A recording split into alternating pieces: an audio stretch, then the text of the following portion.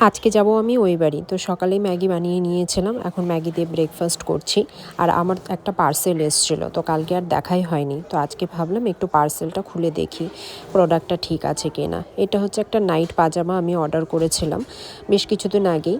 আর হচ্ছে এটা হচ্ছে কটনেরই আছে। আর আমাদের এখানে ফ্লিপকার্টে এখন অর্ডার করলে অনেকটা লেটে করে দিচ্ছে, জানি না কেন। এখন তো সামনে কোনো অকেশনও নেই, তাও এত লেট কেন হচ্ছে। তো দেখলাম ঠিকঠাকই এসছে, আর কালারটাও বেশ ভালোই এসছে, আর কাপড়টাও খুব ভালো, কমফর্টেবলের মধ্যে আছে। এরপর আমি রেডি হয়ে নিলাম, ব্যাস শুরু হয়ে গেল ঝমঝমিয়ে বৃষ্টি। এখন কতক্ষণে বৃষ্টি কমবে তারপরে বেরোবো। তো এখানে দাঁড়িয়ে আছে, আরেকজনও বসে আছে, আমাকে নিতে এসছে ও। আর দেখো বাইরে প্রচণ্ড বৃষ্টি হচ্ছে। এরপর বৃষ্টিটা কমলে আমরা চলে গেলাম বাজারে। বাজারে এসে দেখি এত ভিড় মাংসর দোকানে। তো এখান থেকে আমরা মাংস নিয়ে নিলাম, তারপর আমরা চলে যাচ্ছি ও বাড়ির জন্য। আর এইরকম ওয়েদার না খুব ভাল লাগে, জানো তো। এই ওয়েদারে আমাদের এখান থেকে খুব সুন্দরভাবে পাহাড় দেখা যায়।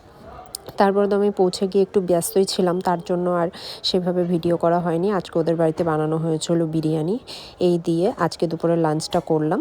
আর এইদিকে হচ্ছে লাস্টে খেলাম আইসক্রিম। আর হ্যাঁ, তোমাদের সাথে আজকে একজনকে মিট করাবো, সে হচ্ছে টফি, এই বাড়ির একজন মেম্বার। তোমরা এর আগে কখনোই ওকে আমার ভিডিওতে দেখোনি, ফার্স্ট টাইম দেখছো। আর ও জানো তো আইসক্রিম খাবার জন্য এখানে দাঁড়িয়ে আছে। ওকেও একটু দিয়েছি, জানি দিতে হয় না, তাও কি করব, খেতে চায় ও, ওরা তো বাচ্চা না। তো এই হচ্ছে আজকের মিনি ব্লগ। কেমন লাগলো অবশ্যই জানিও। আবার আসবো নতুন ভিডিও।